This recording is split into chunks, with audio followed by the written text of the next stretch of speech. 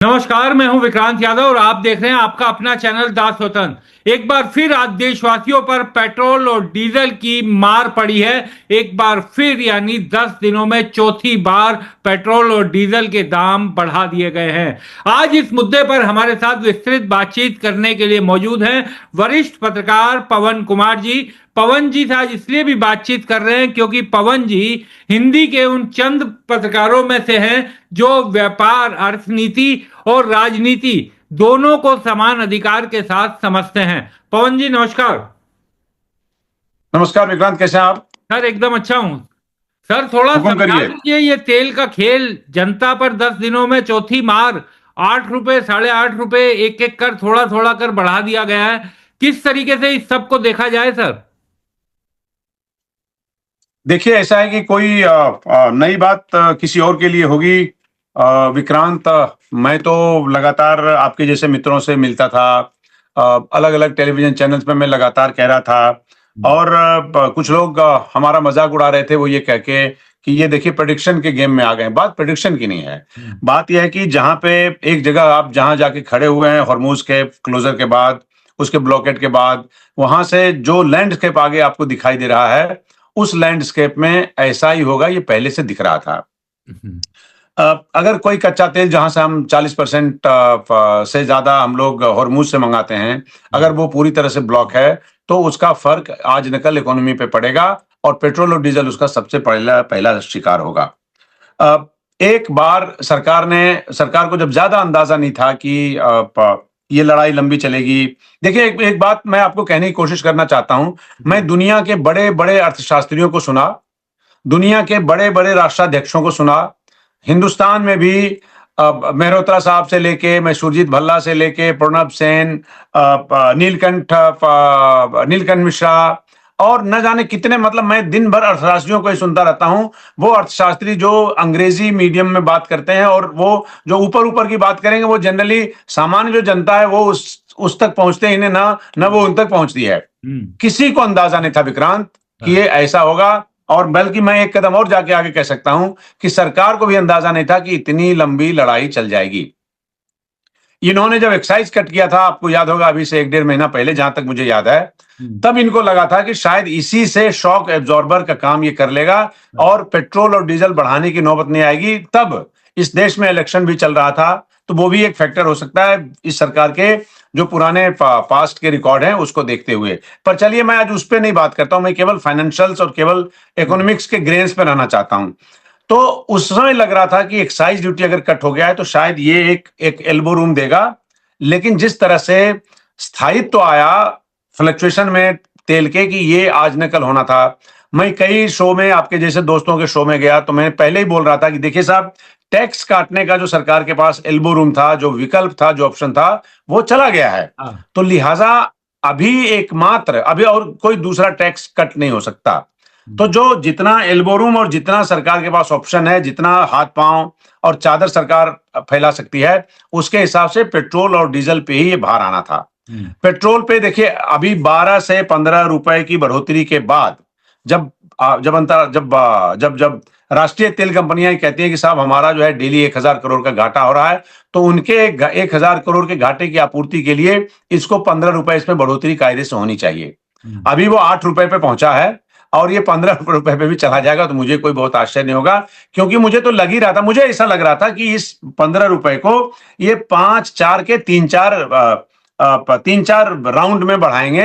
लेकिन मुझे ही नहीं था पता कि चलो, एक बार इन्होंने 3 रुपए बढ़ाया, उसके बाद फिर 2.25 बढ़ाया, फिर उसके बाद एक बार 90 पैसा, दूसरी बार 94 पैसा, इस तरह करके मेरे ख्याल से अब जोड़ेंगे तो 8 रुपए के आसपास जाके बैठेगा।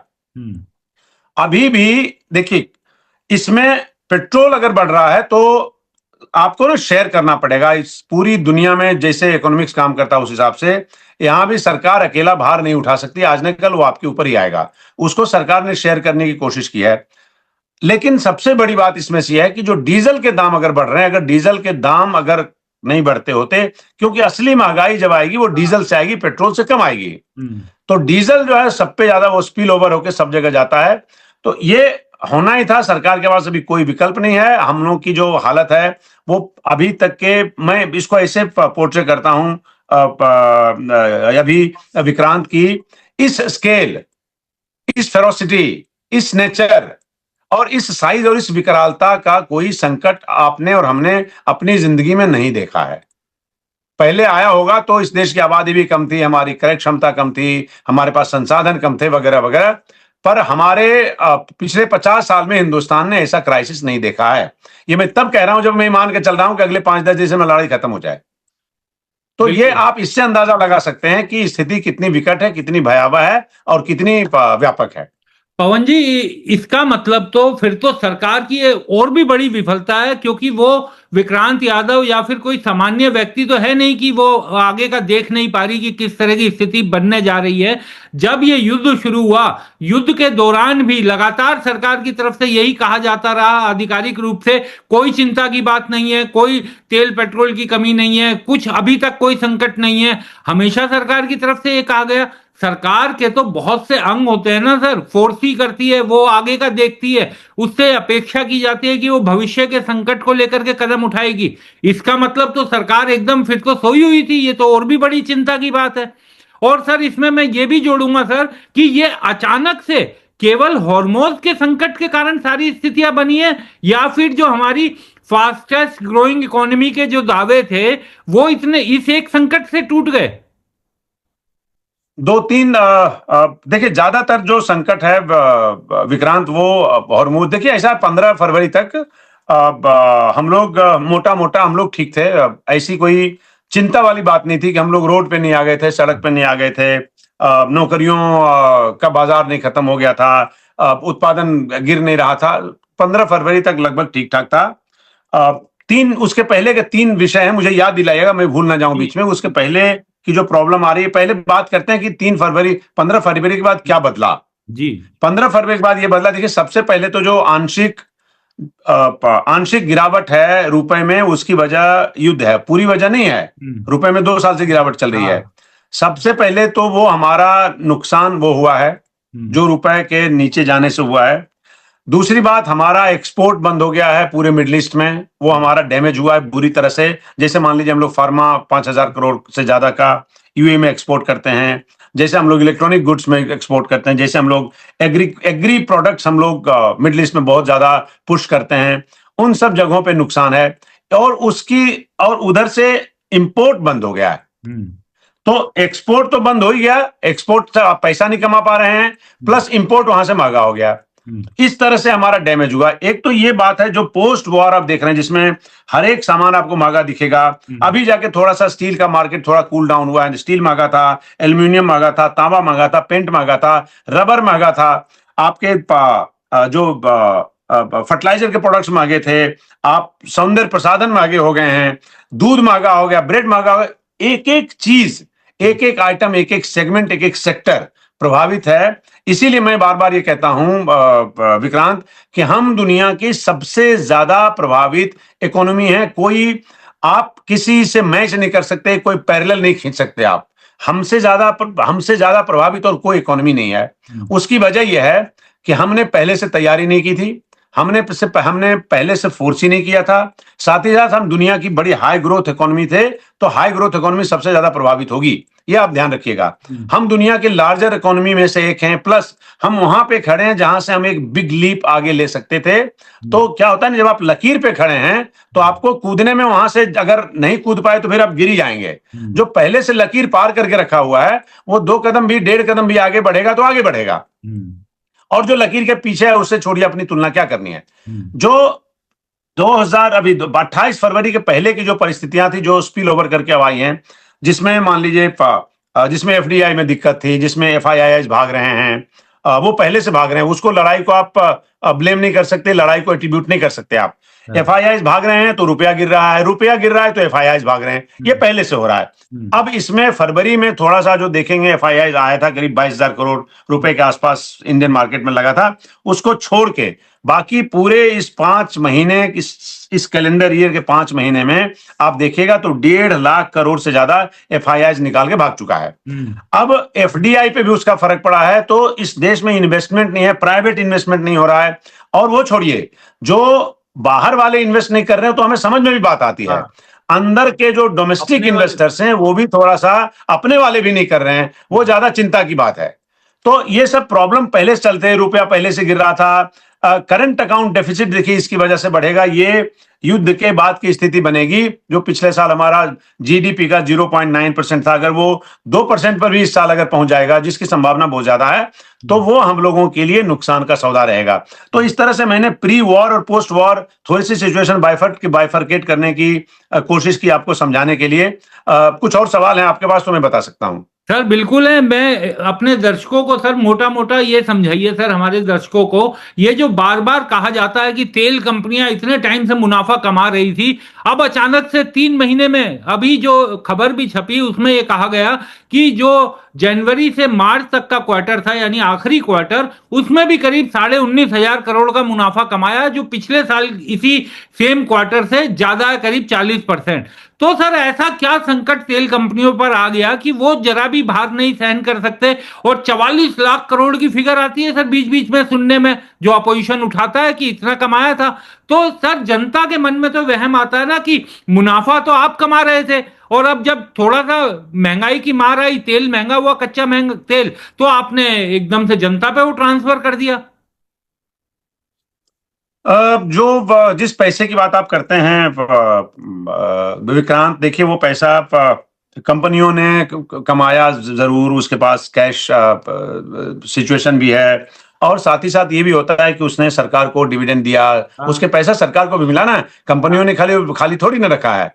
अब आप सरकार को जब आप ये कहते हैं कि साहब वो पैसा लेके आपने किया, सरकार के पास अपने तर्क हैं, लेकिन इस सिचुएशन में जब अभी भी मोटा मुनाफा कमाया, अभी आपने देखा इंडियन ऑयल का रिजल्ट आया है, उसके अलावा बाकी तेल कंपनियों के रिजल्ट आए हैं, मोटा मुनाफा कमाया। मेरा ये मानना है कि इस क्वार्टर तक, जून तक, शायद कंपनियों को अगर ये घाटा वो सभी लेती तो कोई ऐसी आफत नहीं आ रही थी, कोई वो उनका मुनाफा खराब नहीं हो रहा था, कोई उनका कैश सिचुएशन खराब नहीं हो रहा था।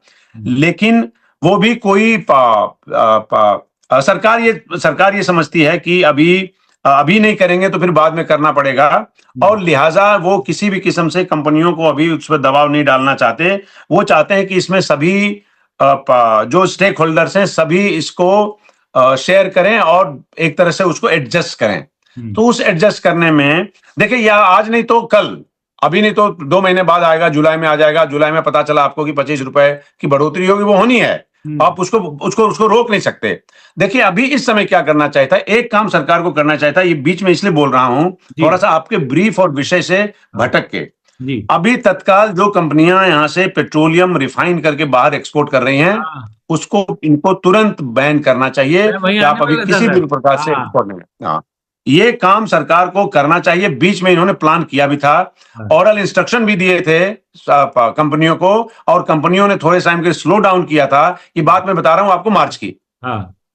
लेकिन फिर उसके बाद इन्होंने अभी उसको खुली छूट दी हुई है, और ये भी आज मैं आपके शो पे बोल के जा रहा हूं, कहीं अभी से थोड़े दिन बाद ये नौबत ना आ जाए कि उनको एक्सपोर्ट पे बैन करना पड़े, और सारा माल जो बाहर वो भेज रहे हैं उसको इसी जगह पे यही कंज्यूम करना पड़ेगा, यही उसको मार्केट में देना पड़ेगा। अभी जो एक और विषय बता देता हूं, अभी जो आपने सुना कि साहब हाहाकार मच रहा है, इतनी कमी नहीं हुई अभी पेट्रोल की इस देश में। हाहाकार इसलिए मच रहा है कि पेट्रोल के मालिकों को पता है, पेट्रोल पंप के मालिकों को, कि साहब ये 3 दिन में पेट्रोल पंप बढ़ने वाला है, तो जो पेट्रोल हमने सस्ता लाया है हम उसको महंगे पे बेचेंगे। ये मुनाफाखोरी है, ये जमाखोरी है। अभी आप देखिएगा तो 51 लाख का हमारा जो बैरल है वो 49 लाख पे बैरल पे है, राइट। तो ये इतनी 2 लाख की आपूर्ति, इतनी घटिया आपूर्ति नहीं है जिसमें कि इतनी ज्यादा मारामारी हो और पेट्रोल पंप पे पेट्रोल पे लाइनें लग जाए, ऐसा नहीं है। एलपीजी का जो संकट था, एलपीजी का संकट बाद में आपको पता चला कि वो मुनाफाखोरी थी, वो जमाखोरी थी, वो उसमें वो पैनिक बुकिंग थी। आपको पता चला कि नहीं चला? हम तब से कह रहे थे कि बॉस अभी तो जो हॉर्मुज से चला है वो अभी आ ही रहा है रास्ते में, वो तब तक तो ब्लॉक भी नहीं हुआ था। तो जब सोर्स से दिक्कत नहीं हुई है तो यहाँ पे एंड रिजल्ट पे कैसे दिक्कत होगी? तो ये बात बिचौलिए की है। बिचौलिए से मेरा मतलब दलाल नहीं, बिचौलिए से मेरा मतलब जो डिस्ट्रीब्यूटर, डीलर, इंटरमीडिएरी जिसको बोलते हैं, वो सब है। तो ये देखना लॉ एंड ऑर्डर का काम है, ये देखना सरकार का काम है। अगर कंपनियां मान लीजिए कह रही है कि साहब हमारे पास एक प्रेस रिलीज आया, इंडियन ऑयल कहता है कि साहब हमारे पास कोई कमी नहीं है, कंपनियां ऐसे सरेआम झूठ नहीं बोल सकती, उनके बस का नहीं है। मैं कंपनियां ऐसे ऑपरेट करती हैं, उसमें बहुत चेक्स एंड बैलेंसेज हैं। तो जब आप ये नहीं देख पा रहे हैं, जब राज्य सरकार नहीं देख रही है कि साहब पेट्रोल पंप पे, पेट्रोल स्टेशन पे आप 3 टैंक पेट्रोल दबा के रखिएगा और वहां जनता जो है ड्राई पेट्रोल पंप पे रात में मच्छरदानी लगा के सोएगी, तो ये कौन सी दुनिया और कौन सा देश हम लोग बनाने जा रहे हैं। मैं ये कह रहा हूं, अब आता हूं आपकी वापस बात पे, कंपनियों के मुनाफाखोरी से अभी इनको करना ये चाहिए था कि थोड़ा सा और एडजस्ट होने देते, फिर उसके बाद जनता जनार्दन पे उसका भार डाल सकते थे। बार बार ये कहना कि साहब हमें 1000 करोड़ का डेली नुकसान हो रहा है, 1000 करोड़ का डेली नुकसान हो रहा है, तो जब 1000 करोड़ का डेली नुकसान हो रहा है तो 19,000 करोड़ का प्रॉफिट किससे हो गया है? तो वो जो 40 लाख करोड़ 45 लाख करोड़ जो बोलते हैं, उसको भूल जाइए, उसको भूल जाइए। वो बात करके कोई फायदा नहीं है। अभी देखिए कि यहां से स्थितियां कैसे बदलेंगी, यहां से स्थितियां कैसे और बदतर होंगी, उस पे सरकार को फोकस करने की जरूरत है। जैसे हमें अंदाजा नहीं मिला कि क्या ये लड़ाई इतनी लंबी चलेगी, हमने फोर्स ही नहीं किया, हमारे पास कोई इंटेलिजेंस नहीं है, हमारे पास कोई असेसमेंट नहीं है। क्या ऐसा है क्या? अगर ऐसा है तो ज्यादा चिंता की बात है, ज्यादा चिंता की बात है।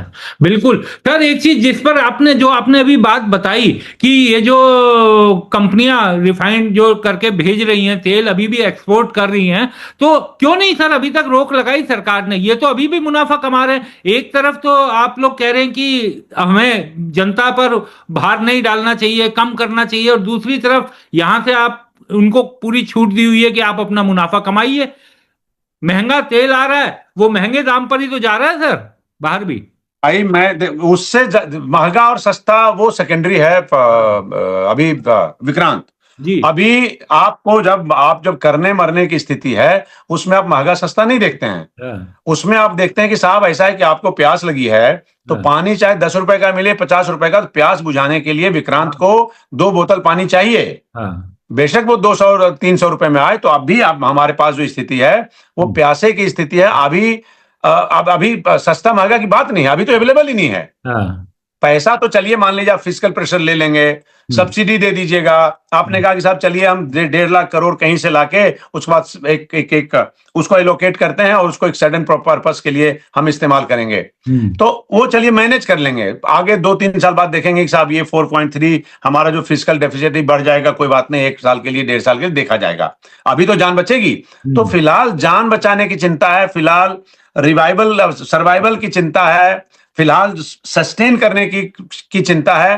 वो करने के लिए इनको इमीडिएटली अगर ये बैन लगा दें एक्सपोर्ट पे, तो इससे बहुत बड़ी राहत हिंदुस्तानी बाजार में मिलेगी, जनता को भी राहत मिलेगी, मारामारी नहीं होगी, पेट्रोल की दिक्कत नहीं होगी, और साथ ही साथ पेट्रोल के प्राइस पे इनको एक तरह से कहें तो कैप लगा के रखना बड़ा आसान होगा। बिल्कुल सर, एक चीज ये बताइए कि ये जो हम लगातार सुनते आ रहे थे सर, क्योंकि आप लोग अर्थशास्त्र और उसको बड़े अच्छे से समझते हैं, पवन जी, जो फास्टेस्ट ग्रोइंग इकोनॉमी, भारत की अर्थव्यवस्था एकदम दुनिया भर को हम जीतने वाले हैं, सब चीजें बड़ी हरी हरी दिखाई दे रही थी, अचानक से लग रहा है कि कहीं ना कहीं पंक्चर हो गया है। क्या सर असल स्थिति है देश की अर्थव्यवस्था की, जो मोटी तस्वीर जो हम लोग नहीं देख पा रहे?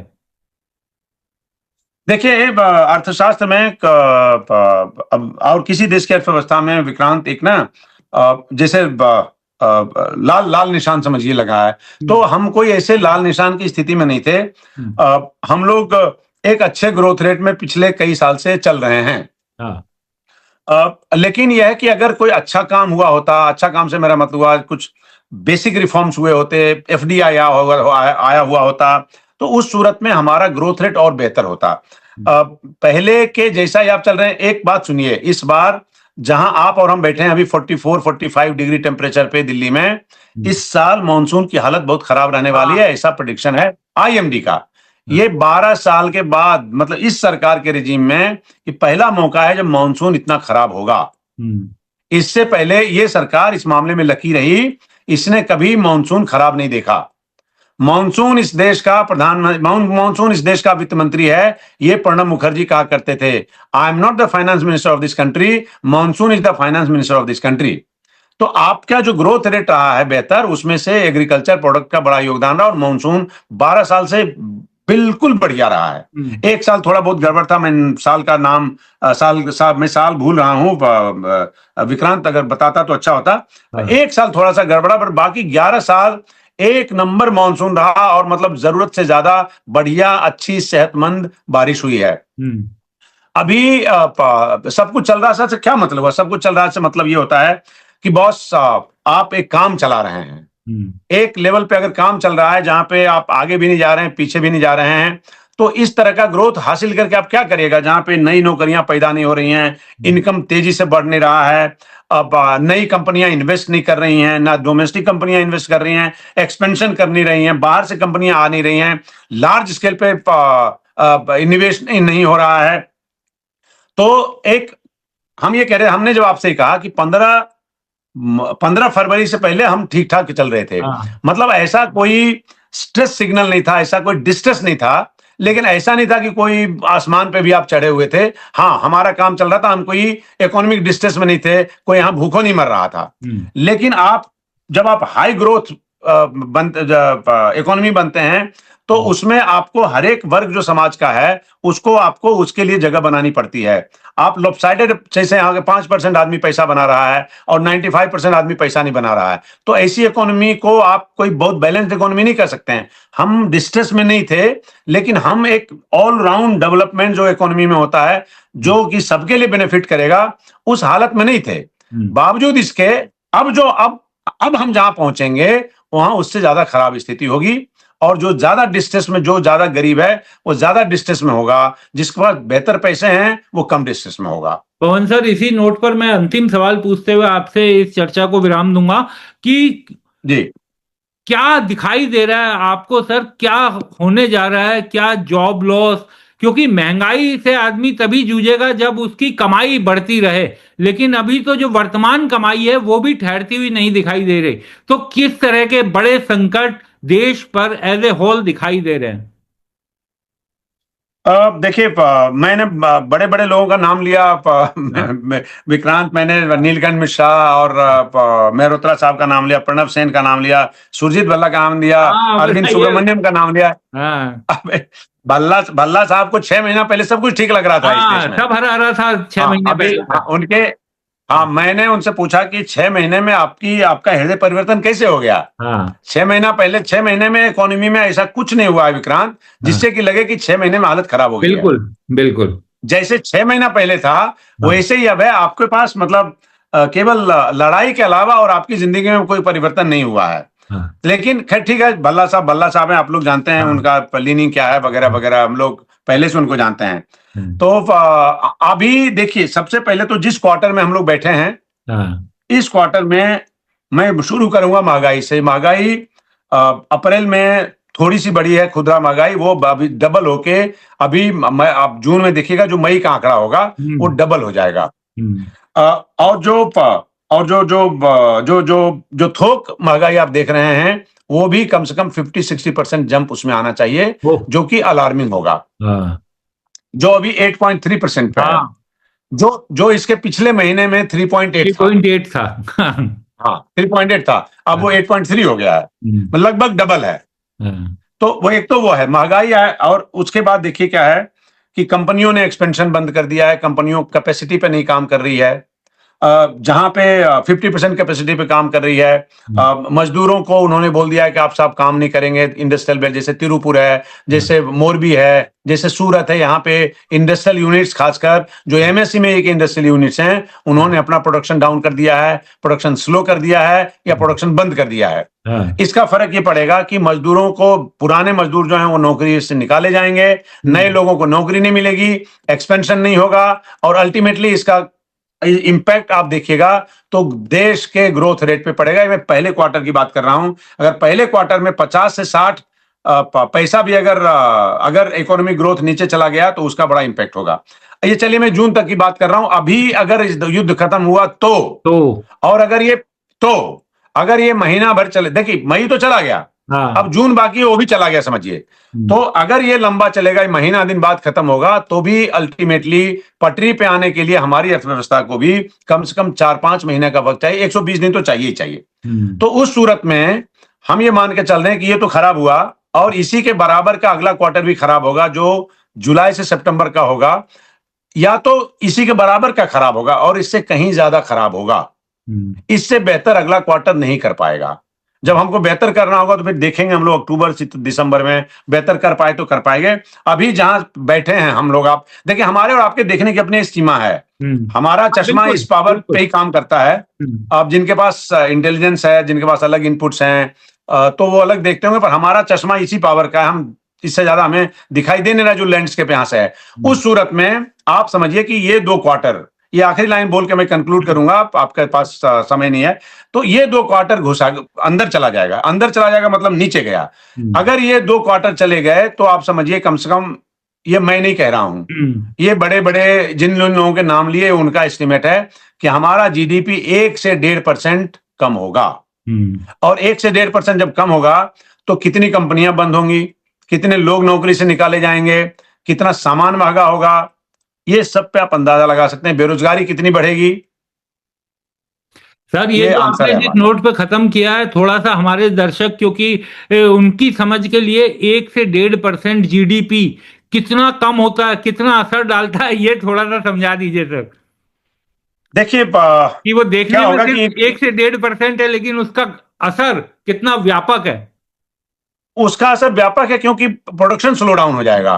प्रोडक्शन स्लो डाउन हो जाएगा तो फैक्ट्रियां बंद होंगी, फैक्ट्रियों में प्रोडक्शन नहीं होंगे, प्रोडक्शन नहीं होंगे तो रोजगार जाएगा, रोजगार जाएगा तो सामान नहीं बिकेंगे। भाई, फैक्ट्री जो काम कर रहा है वो भी तो कहीं से इनपुट मंगा रहा है ना। बिल्कुल। इसका फर्क आप एक्सपोर्ट पे भी देखिएगा और इंपोर्ट पे देखिएगा। और सुन लीजिए, अभी डिमांड स्लो होना शुरू हो गया। देखिए क्या होता है अभी इस समय, अभी डिमांड कई चीजों के स्लो हुए हैं। जैसे एक एग्जांपल मैं आपको दे रहा हूं, 1 महीना पहले अगर स्टील के दाम आप देखते तो ऐसे स्पाइक किया था। स्टील के दाम इतने बढ़ गए हैं अब कि अब डिमांड स्लो हो गया है, तब उसका प्राइस स्लो होगा। अभी बहुत उठापटक होगी इकोनॉमी में।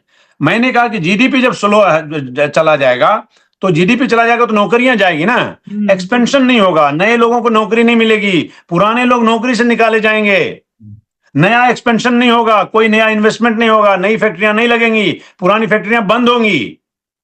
मोटा मोटा आप देखिए, इकोनॉमिक ग्रोथ होता है तो जब पहिया चलता रहता है तो उसमें रोजगार मिलता रहता है, उसमें ढुलाई है, रंगाई है, पुताई है, उसमें हर तरह का काम है, उसमें प्लांट बनते रहते हैं, तो सब कुछ का सिस्टम चलता रहता है, वो रनिंग पोजीशन में रहता है। तो जैसे ही कहीं एक अगर उसका वो गड़बड़ा गया, एक साइकिल, बस, तो उसमें उस सब का फर्क पड़ता है। वो सब का फर्क आपके ऊपर भी पड़ेगा और हमारे ऊपर भी पड़ेगा। हम और आप नहीं बच सकते हैं। ऐसा नहीं कि हम नौकरी में नहीं है तो हम बच जाएंगे, कोई नहीं बचेगा, तो सब भीगेंगे। हाँ, कोई नहीं बचने वाला है। चलिए सर, फर्क पड़ता है की जानी चाहिए कि अच्छे दिन आएंगे। बहुत बहुत शुक्रिया पवन सर, आप जुड़े। देखिए अभी थोड़े टाइम के बाद अभी क्या होगा विक्रांत की 1-1.5 महीना में देखिए कोई रास्ता निकलेगा। इसलिए मैं कह रहा हूं, यहां से दिखाई नहीं दे रहा है। जैसे रसिया और यूक्रेन वॉर को लोगों ने उसको न्यू नॉर्मल मान लिया।